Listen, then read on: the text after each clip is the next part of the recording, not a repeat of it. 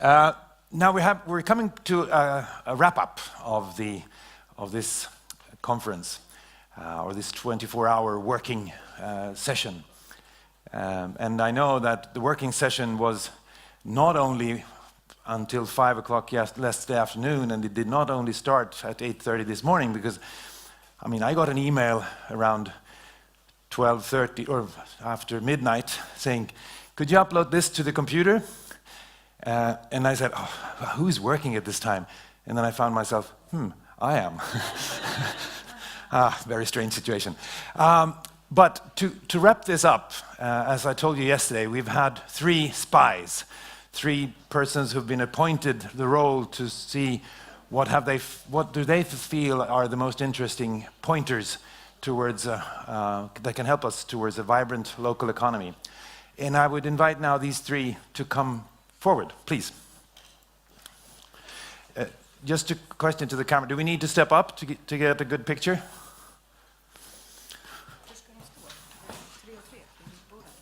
Maybe 1, 2, 3.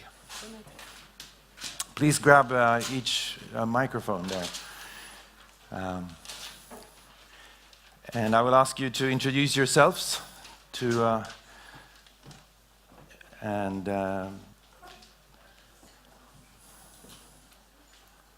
sorry. Okay. René, please. Okay, thank you. And thank you for the invitation to being here. I think it has been a very fruitful day today and yesterday. And my name is René Cousier, and I'm working for the Danish Rural Network Unit, which is a coordinating unit for the Rural Development Program. But I'm also working with the fisheries program and the local action groups in fisheries areas. Okay, thank you. My name is Lotta Friberg, and I'm from JAK Medlemsbank, Members Bank. Och hälsningar från Finland. Jag är Juha Kuisma och jobbar som lokal ekonomi ombudsman för finska byrörelsen. So this is Juha. He works for the local village movement in Finland with economic issues. And I will be translating Juha from his Swedish-Finnish dialect to English, to my Swedish-English dialect. René, you found, I think we will do it this way. You've been able to pinpoint 1 or 2 or 3 issues. Yes, I have two ideas. I will actually ask you to take 1 each, and then we'll see when we come back, so that you don't take all the goodies, okay? No, okay. Well, we've been talking very much about capital, economic capital and social capital. And I think both is important, but they are very different. I mean, social capital, the good thing with social capital is that when you have social capital and you use it, the more you get. But economic capital, the more money you spend, the less you have. So we have to deal with these 2 issues. And my ideas needs both capitals, you can say. I will start with an idea which came up yesterday, actually. We talked about clusters. And I think, could we make clusters in a new way? Clusters, they are, when we talk about clusters, it's mostly companies in a certain area, concentrated in a certain area, working together within the same sector or branch. Could we make this in a new way, clusters in a rural, local way? It means that it should be all concentrated into a local area, but it should include different types of enterprises and organizations and associations. So it should not be limited to one branch or sector, for instance the food sector, but it could combine different sectors, for instance food sector, tourism. And I think we had some good examples yesterday, and I think it's a way it could be developed much more. Very interesting idea to have a cluster which is cross-sectoral, so to speak, or cross-branch. Yes. Mm-hmm. And also in order to contribute to solution of, you can say, more global problems as energy. So it should also contribute to green energy solutions. Thanks. You found totally different things in your spying. Yes, I did. Yesterday, Sten from Denmark talked about 3 hearts, and we recapitulate it in the morning, and the hand.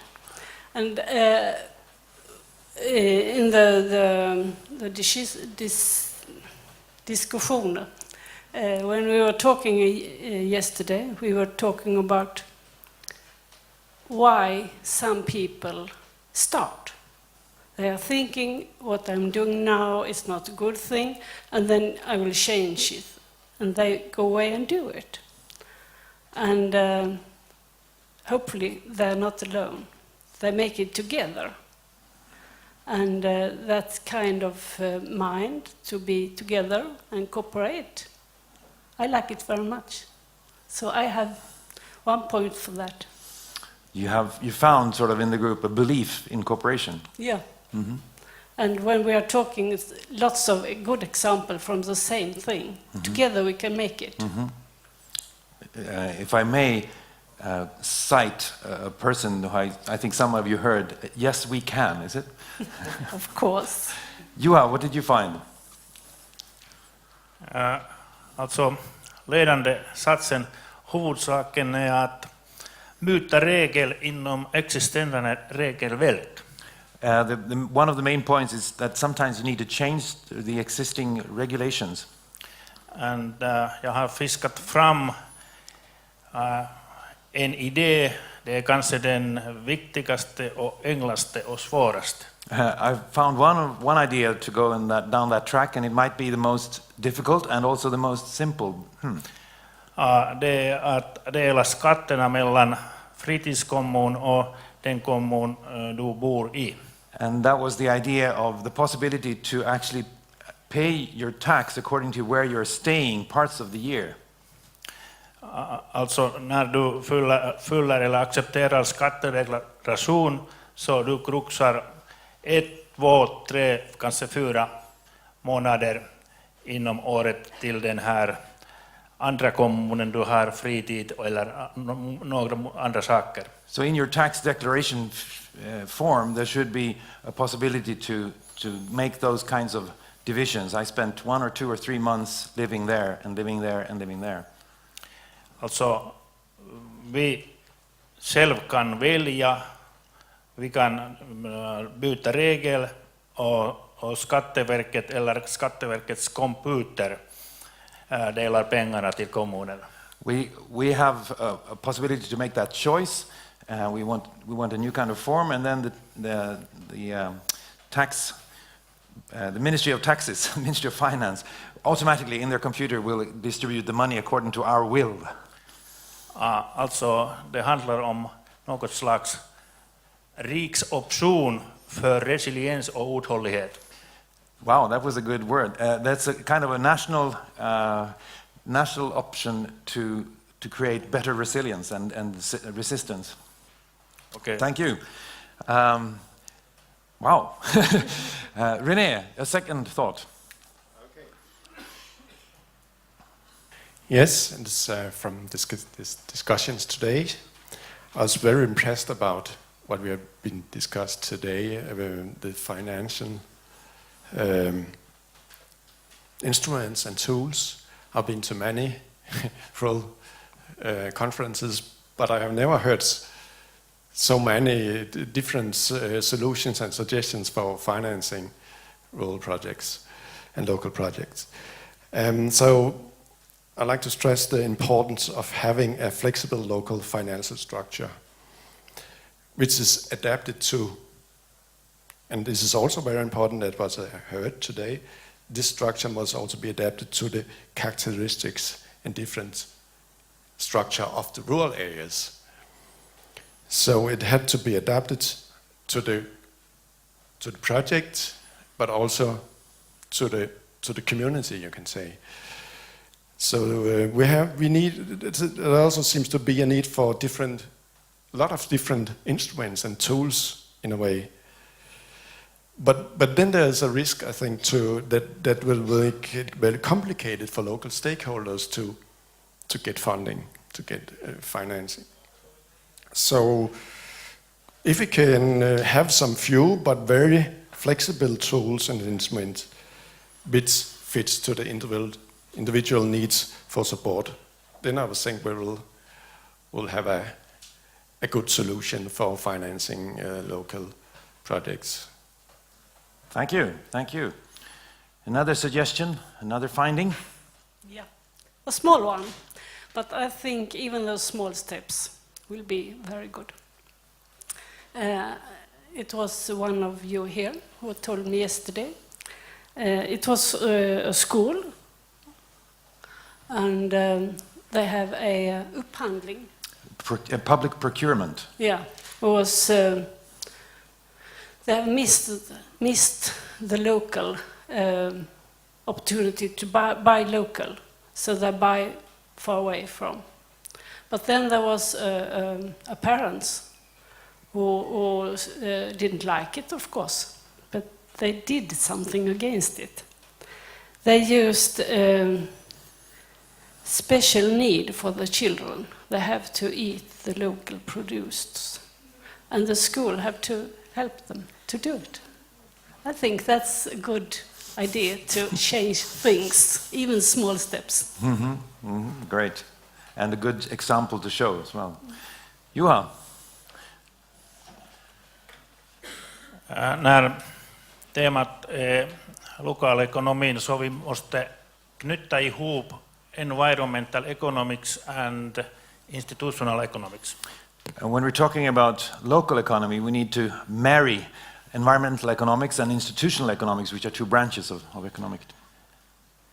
Och igår var det fråga om 300 års energiavtal. Yesterday, somebody said that it's important to make avtal, deals, agreements, which are at least 300 years if you talk about energy. Alltså det gäller, eller frågan är att skapa nya institutions. Yeah, the important question there is actually to create new institutions of that kind. Elinor Åström som fick, eller var den här Nobelprisvinnare, har studerat eller granskat sådana saker. Helena Norberg, the sociologist, she has studied those things quite closely. Alltså vi har svar. We have answers already provided by research. Ja, att bygga en sådan lokal energiproduktion institution som ägas av lokala människor som har, hur ska man säga, sustainable avtals för kommande generationer. Och vad han berättade om Pajala är en counter-example för detta. It's necessary to find energy, locally owned energy structures, and the Pajala example would be perfect for that. You said something more. Well, there are examples and there are ways how to do it. We can, yeah. Thank you. Oh, so sorry, it's a counter-example. Sorry. What was the? Oh, sorry. Yeah, in Pajala, it was not a good example. Sorry. Okay. Any other aspects you found? Of course, there's lots of them. Yes, please. But it's very hard to choose. But I will take one more. Can I go before you? Please. Oh, okay. I will tell something that Tommy started with just before we start here. He ended up with. And I can see when we have the network for ombud all over the Sweden, and they have those special office, and they have a school for learning up new people to join it. But that's the future. But now. Not really, no, but near. Tomorrow. The day after tomorrow.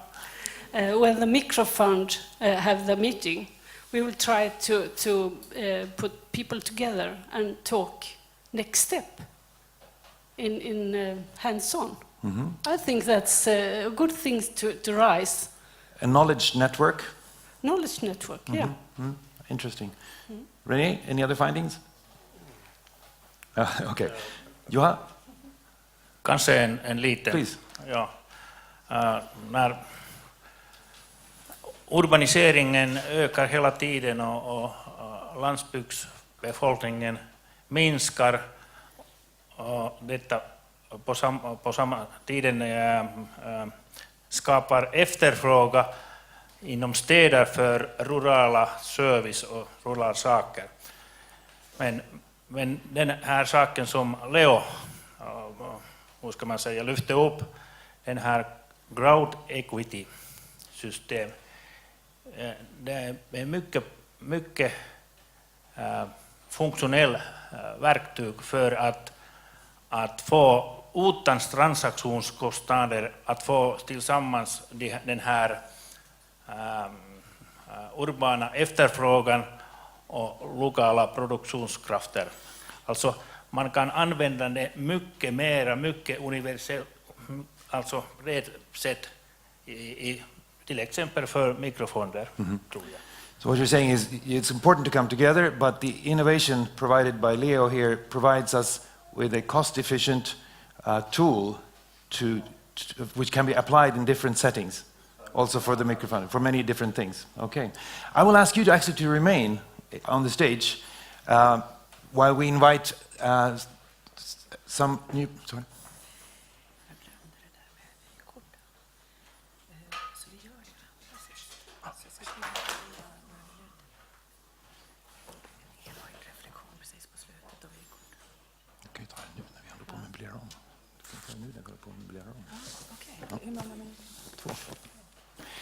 So we'll have some intermission. Please, Magnus from the Swedish Ministry, Per from the Innovation Norway, and Helena also.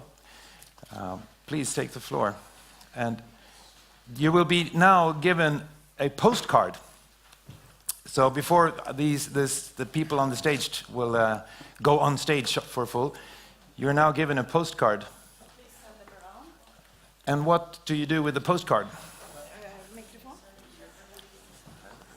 Okay, this is a possibility to write a postcard to yourself, because sometimes we are in conferences, we are discussing great things, we think we are going to do something afterwards, but as soon as we come home to family and other things work, we forgot about our great ideas. So this is a possibility to put your great ideas, if you want to make a commitment to yourself for the next step, or just a great idea you want to remember, what's the most important for you from this conference.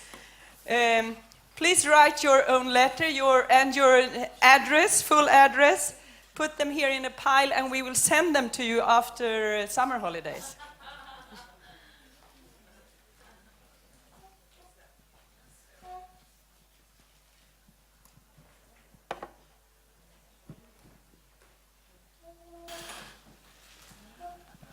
Sounds like somebody here was a school teacher or something, I don't know. But I think it's a great idea. Okay, so we've had our spies looking in depth into what they've seen during these days. And we've now invited a number of people, not bureaucrats, all of them, but some of them, to sort of react on the proposals that we as a collective have raised. They've seen our summaries. They've been participating to and from here, and Helena came here yesterday morning giving us a nice speech, and the question is, can she actually trace that what she said has had any trace in the discussion? Well, we'll see. First of all, your presentation of yourselves. Who are you, Per? My name is Per Niederbach, and I work as division manager in Innovation Norway. Innovation Norway is a public organization for business development in Norway, but we also have a fairly broad mandate also to develop the regions in Norway. We have a mandate on agriculture, to develop the agriculture industry and so on in Norway. We also have offices abroad in order to connect local ideas with global opportunities. And we deal a lot with financing, so that's why I think this discussion has been very interesting. I'm going to be interested to see if you learned anything today. Helena, you are already known to the people here. Magnus, please. My name is Magnus Kindbom. I'm the State Secretary in the Ministry for Rural Affairs. We sponsor this conference, and as a part of our presidency of the Nordic Council. Therefore it's also very interesting to have just the opportunity to listen for the last presentations here, but I also already been informed about what has been discussed during the days, and it sounds to have been a very interesting. That you had your own spies sitting downstairs debriefing you. I saw them. Okay. A first round here of comments on what the spies said. Anything that you want to react on? Per? Not react, just agree. I think that was very good input. I just have to say something first about Norway. Norway is in a special situation. He was a marketer. You know. He's now marketing Norway. Marketing Norway. So, of course, we don't see all the same problems in Norway as maybe other countries have. And for the last 50 years, Norway have a very strong regional policy. That means that the living condition in most areas, most regions are fairly equal. And if you look at the map in Norway, it's like a mosaic. You can't say that the northern parts of Norway have huge problems and the southern parts in Oslo is prospering. It's a very kind of mosaic all over the country. When it comes to the situation in Norway, I think we have to start now to look ahead on what might come in the future. We have enough money today to support good ideas and develop also local economies. But what will the situation be in 10, 15, 20 years? So that's why I think the most interesting and what I will bring back to Norway is alternative financial tools for new ideas in local economies. And I think the idea with crowdfunding, I want to learn more about that one.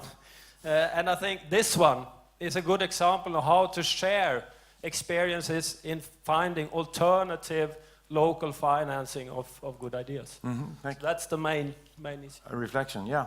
Helena, did you find anything? Well, I actually, mainly in reaction to what you just said, and generally I just want to warn against an idea of developing local economies, which is basically the same old idea going back to comparative advantage, which is specialized for export. And so much of the thinking now, as localization is gaining momentum, is particularly from above, from politicians and bureaucrats, is that yes, we want to help rural development, but it's all about helping small local businesses get bigger to export to the big market. So I think we have to be very clear about a definition of localization and local economies as being a shortening of the distances between production and consumption. We need a fundamental, basic self-reliance in food, clothing, shelter worldwide to avoid the waste of energy in transport and dependence on foreign markets and on a system that extracts wealth from the local into the global and national arena. So I just want to stress, I don't know how much discussion there's been about the need to shorten distances. I didn't hear quite enough about that in the discussions. And I would also like to stress there that we need to remind ourselves that if we have a financial crisis or a climate crisis or a political crisis, all around the world now, the food in the supermarkets would run out in about 2 or 3 days. And there's absolutely nothing else that is as vital as ensuring that we have produced food close enough to home to ensure that we would have the ability to survive. So I think food needs to have a very, very high and a very central position. And remember, in a crisis, we could all manage with the clothes we have, we could manage with the buildings we have, but literally in 3 days, we would be struggling to survive. And again, working globally and promoting localization from a global point of view, what we also should try to support with a global perspective is to prevent the destruction of self-reliant food production in the so-called third world. And because of our policies, our government's policies supporting globalization, people are being pushed away and pulled away very rapidly from their food production, which in turn is linked to a pressure that makes them feel stupid, backward, primitive if they work on the land, if they're in any way rurally engaged, that's considered backward. So there's also a psychological, cultural component to all of this, which is even true in rural Sweden and rural America, that we need to raise the status of farming and basic practical skills also in building and energy production. So just some of the things I'd like to say. I'd like to say a lot more, but I won't right now. You'll have another go. Hey, Magnus, that was a sort of a sidekick to you. I think you want to have to respond to that. Yes, I think definitely we can have a discussion about that. I just first say that I think this is this kind of conference and discussion about local economy is essential in many ways. I noticed some of the from discussions yesterday about resilience, and it was also mentioned just before here, to strengthen the rural areas, what what we are discussing about here. And when we see that both public service but also commercial service are withdrawn from the rural areas, my experience, I'm grow up on the countryside myself, is that normally we take care of it ourselves and solve the problems. We come together in organizations and handle the problems together. I think this is a kind of something that is about to happen again. We once started banks and insurance companies, and also in the agriculture sector a lot of cooperatives. Now those have withdrawn their existence on the countryside, and the question is now what happens. Is there a new movement, so to say, to create these again? Because there is, we notice that there is a lack of this service, and especially when it comes to finance and how to do they have the knowledge about what is needed, and how can we promote local financing? I think this is very interesting, and there is also one more thing there. I don't think that this should be created by politicians or by governments. I think there is it's important that is driven from the local societies. That is so there is so this is very interesting, and I'm quite opposed to this thinking that try to change the whole society outside this. I think that is a kind of a Don Quixote fight, that it will be hard to beat what is already existing. But I don't see the contradiction between this. I think there is a possibility to strengthen the local economies anyway. And I think there is a lot of values in these areas that could be exported, should be exported, and that others want to buy. And that is something that we should use instead. Per, your background in economics? Yes. Yeah. The idea of comparative advantage here is raised as a problem. We can't go on with old models. We need new models for local development, more self-reliant or other kinds of models. What's your reaction to that? I agree. I mean, if you look, I was talking about 50 years of regional policy in Norway. Actually succeeding, I think, because we have the money to finance that kind of policy. But we haven't actually, to be frank, looked into the different means of, for example, financing. Are there alternatives who are much better than we have today? We just kept on financing in the way we did in the past. So far we have succeeded, but I think, once again, it's because of the special situation that Norway has. So we have to think new. But I also think that we need a crisis. We don't have that crisis in Norway. During the financial crisis, that was like just a small wind breeze past Norway, and then everything was fixed. So we didn't even notice the financial crisis. So I think we have to experience that crisis in order to think new and act new. Hey, That's Leo, there's a lot of money in Norway. No, sorry. I already talked to him, so that's how we can... No, but the question of comparative advantages as a model for local development. Look at what you have and be better than anyone else. What's your reaction to that? Should we go down that track, still go down track, or are there alternative views on how to develop the local economy? I personally think that's the right way to go, because you have to look at what are your advantages in a local economy. Because what I don't agree upon, if I don't misunderstand, I think you have to look at the global economy. You have to connect the global, the national, the regional, and the local economy, because that's connected to each other anyway. That's something we can't change. And then you locally have to look, what kind of advantages do we have locally to build on? But if I'm not wrong... My answer is yes, I think that's the way. And I guess that is a case. I mean, you're making that case, and there is another case here a self-reliance. It could be seen as two different ways of viewing it.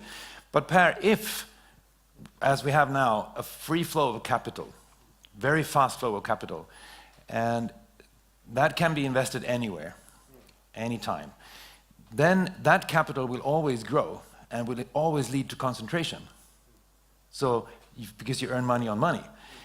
Isn't that actually an old school?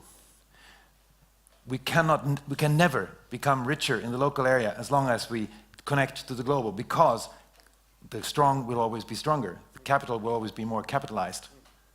Just the question. Or maybe philosophical. Yes, philosophical. No, but I think times changes. And just as an example, we have the same crisis in forestry as the other Nordic countries. And there is a strong political, united political agenda to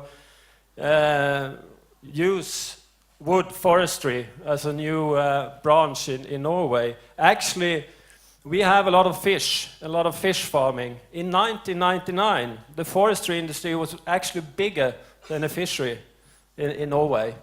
So time changes, but I think if you look at the bioeconomy that's coming, and I think it's coming fast, I think that forestry and bioeconomy could pass fishery in a few years, if the politicians want it to pass. Could you try to explain to me what a bioeconomy is? You mentioned yourself that we can make clothes out of wood. Yes. From one tree, you can make 200 pairs of trousers. You can, for example, you can produce new plastics out of wood to actually exchange what comes from the petrochemical sector. And you can do everything actually from wood that you did that you do in the petrochemical. Mm-hmm. An interesting picture. I personally come from Övik. That's not so far away.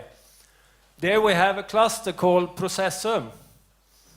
And they actually started to see how they can use wood for different purposes. And I actually started to try to find out if you can have fish food out of wood. and I now have an experiment on Iceland. And the start for Processum's new way in the bioeconomy was actually from 1945, because there's a picture from 1945 when we had no oil.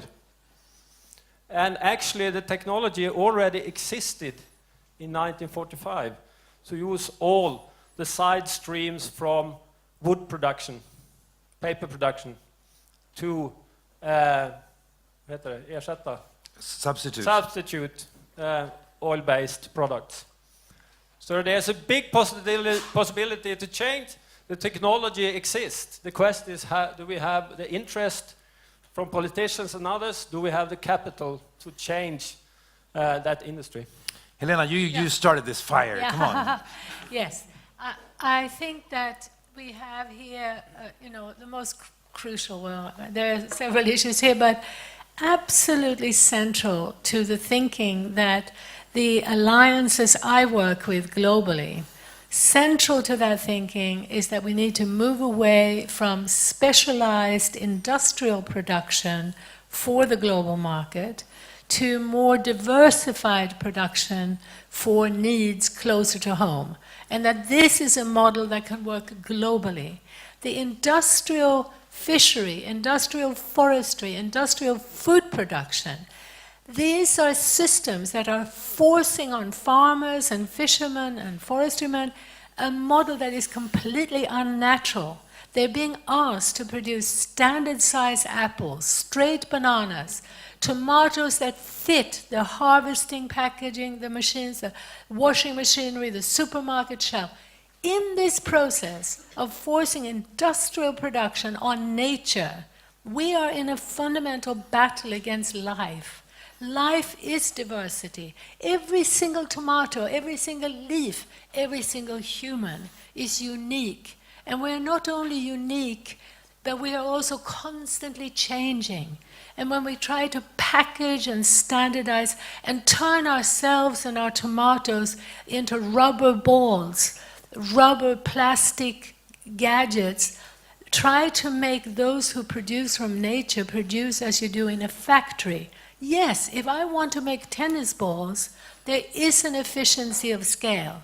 It doesn't make sense to sit and hand make a tennis ball. So there is an efficiency of scale in industrial products. But please let's wake up to the fact that if we want to produce more out of every little acre of land, every liter of water, we need to move rapidly in the opposite direction, towards diversity on the land. One of the most exciting things that's happening is the marriage of permaculture and traditional local farmers around the world.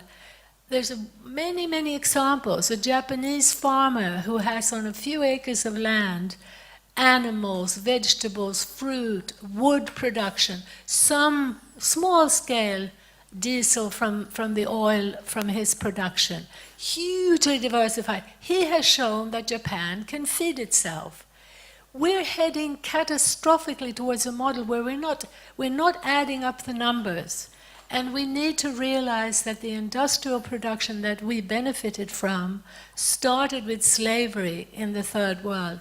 Peoples were forced away from self-reliance to produce cotton or tea or whatever for us.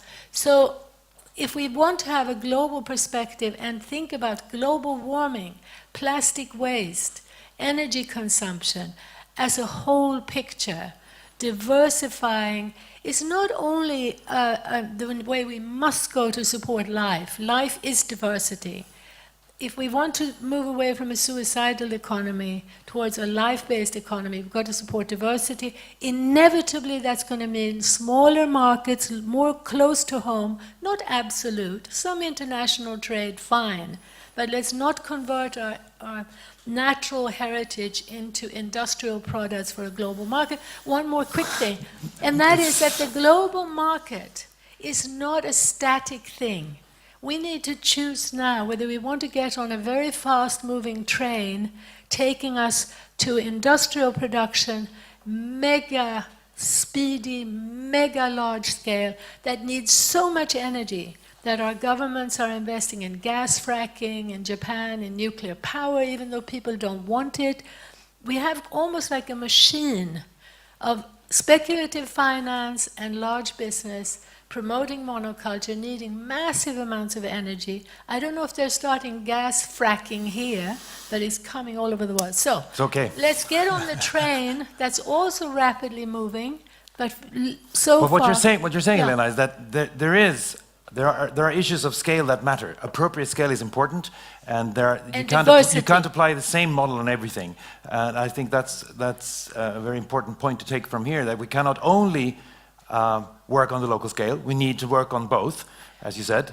There are some things that have to be applied locally, and Yeah, to but- create good resilience, we need to work with both these models, if I understand you correctly. Yes, but I do want to make again very clear that when you're talking about primary production, fishery farming, forestry, we want to diversify and localize rapidly. And we need to have that global And- perspective and see Yeah. where our costs may be. There are costs Yeah, elsewhere for the production we have. Okay. absolutely. Magnus, there is this question of has been raised earlier also, the question of scale that we're into now. And here we have discussed a lot about things that I summed up as something you can call economy of scope, that actually an investment somewhere should not only look into how you can, the rentability of that investment for that company, but looking in a broader picture, the sort of benefit from an investment to the local community, economy of scope, if you wish. Is that something that has come into discussion in your discussions on new policy? I can't say that is up to discussion at the moment. And actually, who decide this is we that are sitting here. It's I don't think that is a political decision, because there are people that are putting the money, investing in this, putting the money in this investment. And that depends about their decisions, of course. And we can do it if we don't see that system that we have today works in a good way.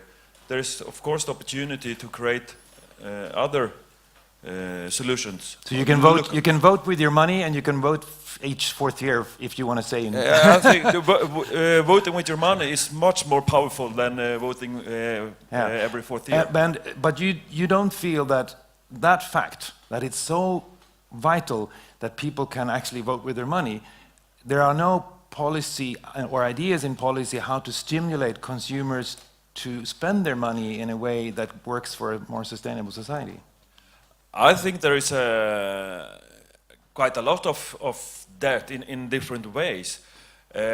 We talk about, Helena talk about diversification, and I think of course that is important in many ways.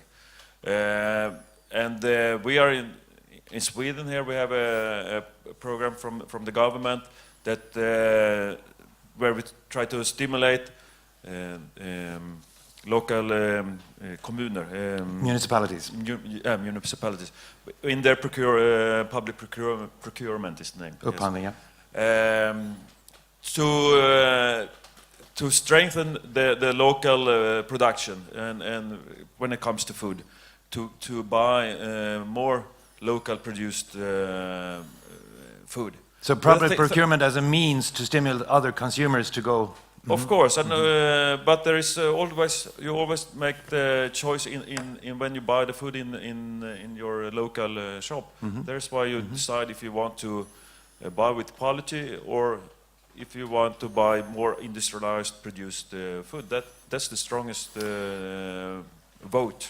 It means the rich people have more votes than the poor, so I'm not Can you, over there in the right corner, in the blue corner, what kind of reflections did you do on these discussions that we've had now?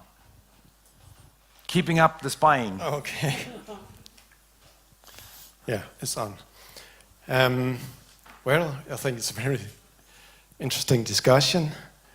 And I have like to add something to this discussion about the locality and this local thinking.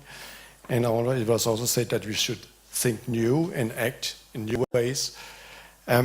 Years ago, I read a brief article, a business article from Harvard Business Review or something like that. And this article was about this idea of you've been told for years, and businesses have been told that they should act locally but have a global thinking because you have to go to the global market. But this article said that this is completely wrong. And I think it goes right to the heart of this discussion, because what you should do, maybe also for the local economy, is to have a local thinking, which means that you should think locally and you can act globally. And what he meant was that you should go to and see around and get experiences from abroad. You can harvest knowledge from abroad and put it into a local thinking, your local products. So this is a way of develop the local economy. You can put knowledge from abroad into the local resources and maybe combine it new ways so you get something unique that cannot just be copied very easily from other companies and from other communities. And maybe also you have the possibility then to get out to a bigger market. And of course, then you have this discussion: is it sustainable in the long run? But I think it was a very inspiring approach to this discussion. Any other comments, Juha? Ja jag märkte att sättet att kommunicera är mycket viktigt. Och I noticed that the way to communicate is very important. Därför du måste välja koncepten som du brukar använda. You have to choose the concept that you want to communicate with. Jag tog två koncept. Den andra är permaculture och bioekonomi. Båda är nyttiga och det är lätta att kommunicera. The two concepts of permaculture and bioeconomy are fairly simple to communicate. And detta permaculture-koncepten, jag ville expandera detta till boendet, till ordinärt hus som du bor i.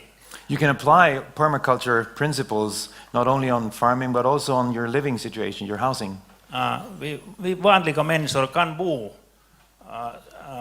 så som permakulturen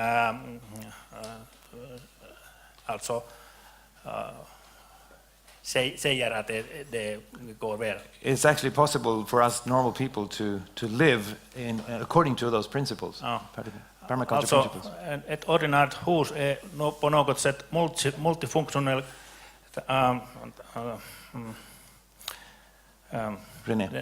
kluster. Multifunctional cluster. An ordinary house can actually become a multifunctional cluster, as we've seen. För dessa människor eller familjer som bor Coming close to Sten's ideas as well. Och den nästa saken som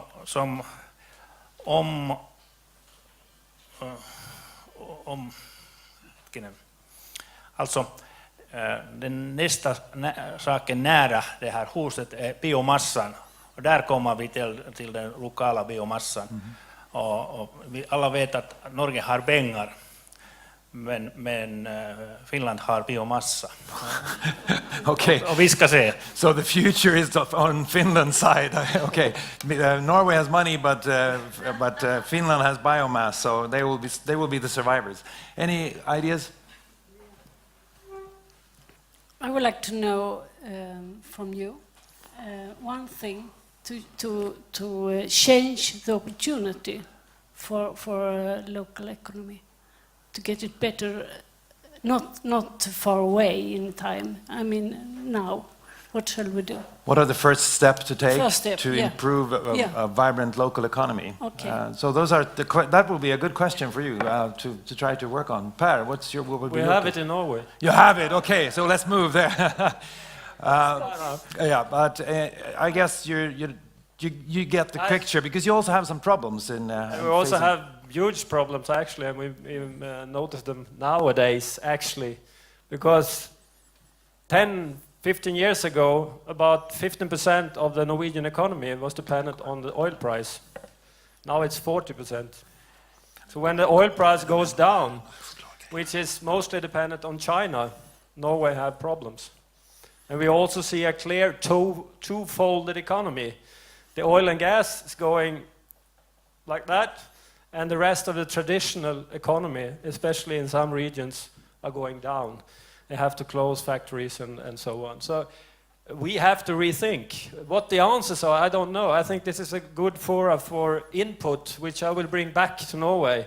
Especially, are there tools, are there networks? We work a lot with clusters, and I totally agree. We can use that kind of instrument much more to enhance the local economy. Mm-hmm. So what you're saying is that you don't believe that the answer is more of the same, because we have a divided society.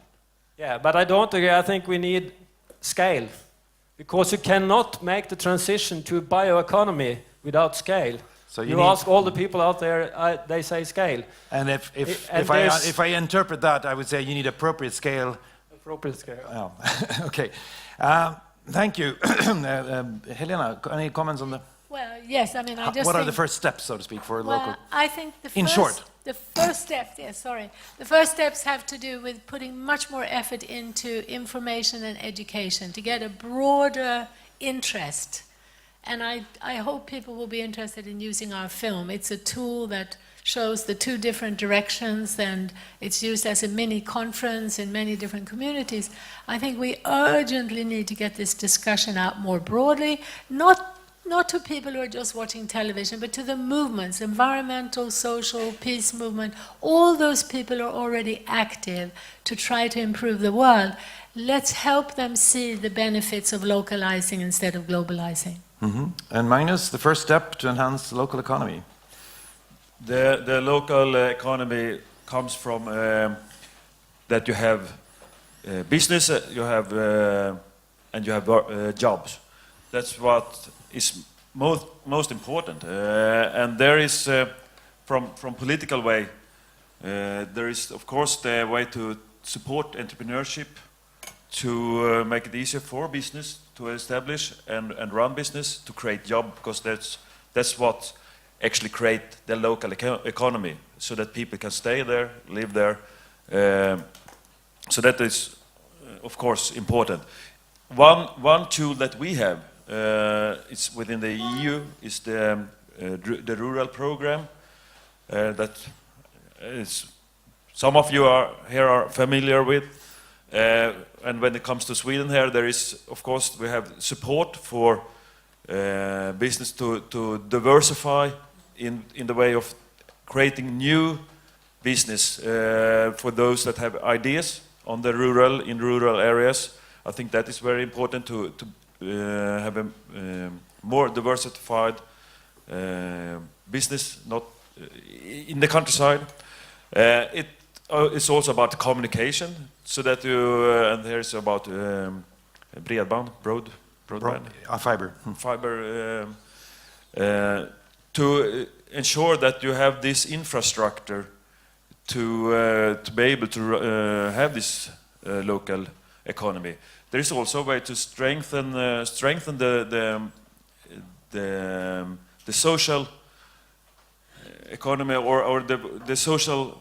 Not the social work, that's not it's the wrong word, but we have this, the lead, about what I'm thinking about is the leader. The CLLD approach. Yeah, in the next program it will be... Promoting it also locally, because CLLD is on a very high level, regional level. Yes, but there is, the projects are, should be maybe, very local. So you could actually, in the new program, it could be used not only CLLD, but also other measures to support new financial local development companies? That could be one. It could be so. That is something that we are. A promise. No. I can promise that we're looking into it. Oh, that's a politician's answer. To see what the possibilities are, and that actually we are already doing. Mm-hmm. Okay. Thank you very much.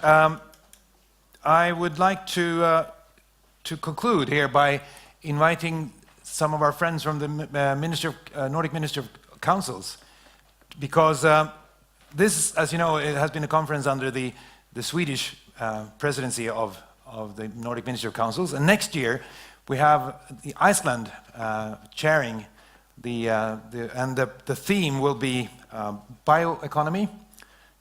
We just talked about it, so I think it's very. Thank you for stepping up. As you can see on the table outside, there is also a magazine which you can read online, which is about green growth, the Nordic way. And in one of our open space working groups here, we had a discussion on forming what we call a Nordic Alliance for Living Local Economies.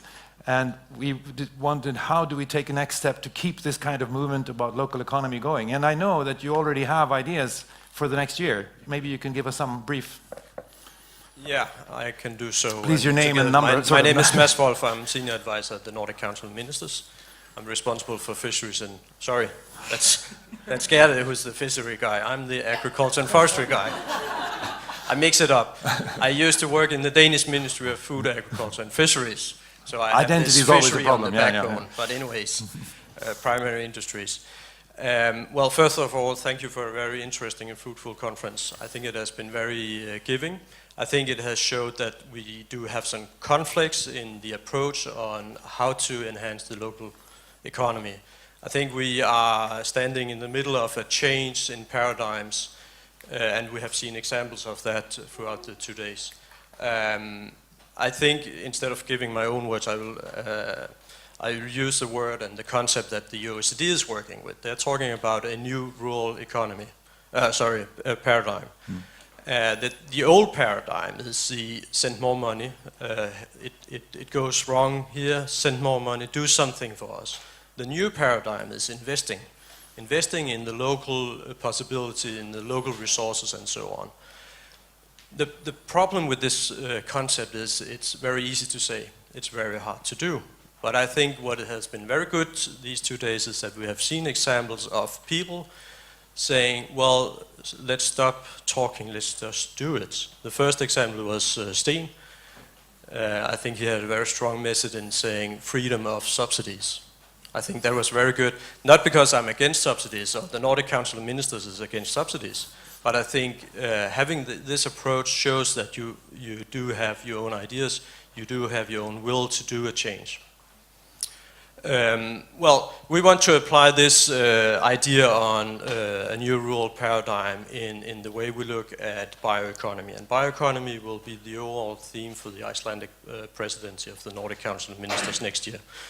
Gerd, my colleague, will present the details about the program. I will just give some few words about the overall work we are trying to initiate. Because we've been working on this concept for a couple of years now, and we have, I wouldn't say we have achieved a lot, but we have done a lot of talking, and we have talked with a lot of people that have started to reflect on this and start something.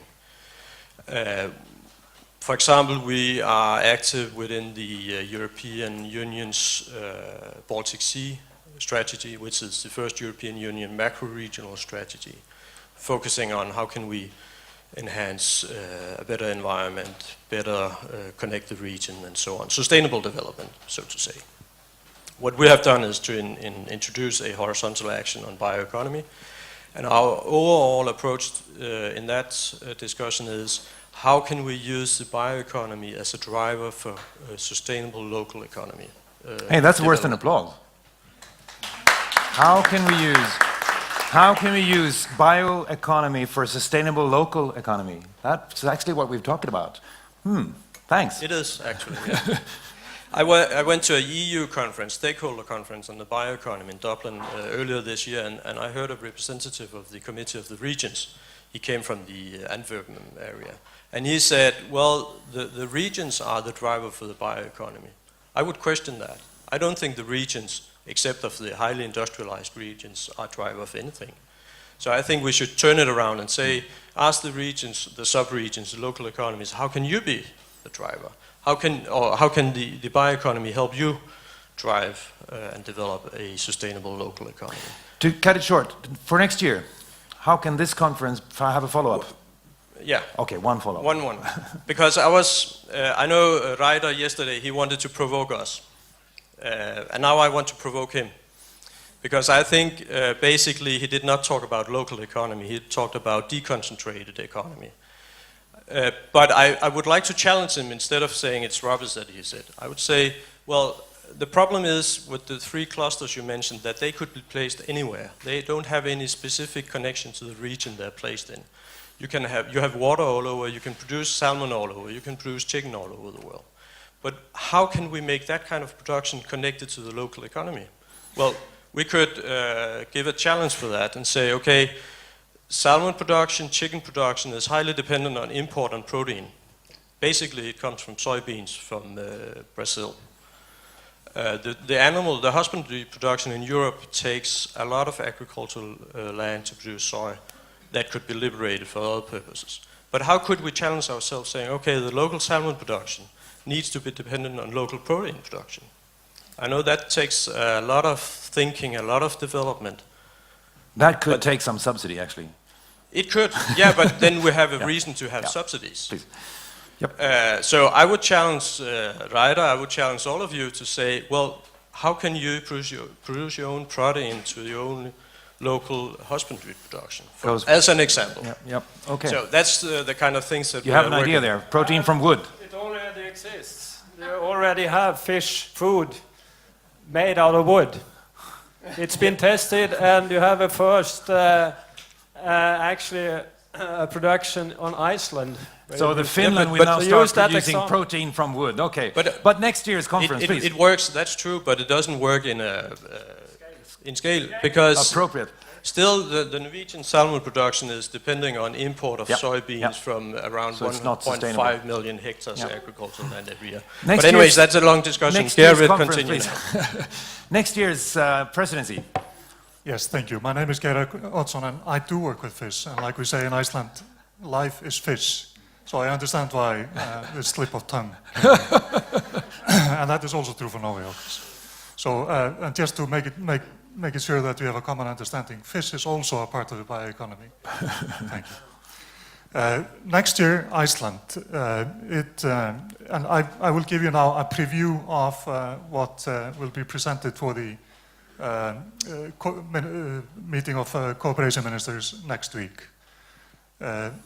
Iceland will present a proposal that focuses on the bioeconomy as the main topic of the next year presidency, following up on the Swedish presidency and on what we are talking about in this conference and the other 3 conferences that the Minister of Rural Affairs has conducted until this year.